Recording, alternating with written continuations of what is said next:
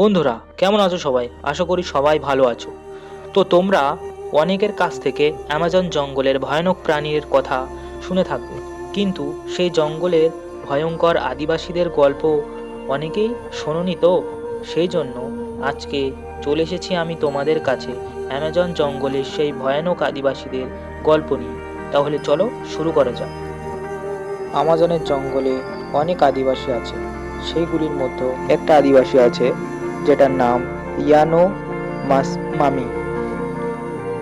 এই গোষ্ঠী ব্রাজিল ও ভেনেজুয়েল অঞ্চল থেকে শিকার, মাছ ধরা আর ফলমূল সংগ্রহ করে এখানে থাকে। আর এদের মুখে রং করে, আর আত্মা আর স্বপ্ন আর প্রকৃতির শক্তিকে এরা বিশ্বাস করে।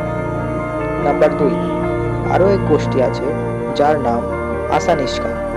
এরা নদী থেকে মাছ ধরে আর গাছপালা থেকে ওষুধ বানায়।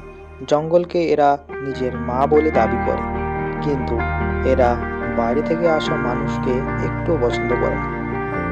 আমার কাছে আরও ভালো ভালো গল্প আছে, তোমরা যদি শুনতে চাও তাহলে ভালো ভালো কমেন্ট করো। আর অ্যামাজন জঙ্গলের আরও গল্প আমার কাছে আছে। Then you should press subscribe button. After that you will go and don't forget to subscribe.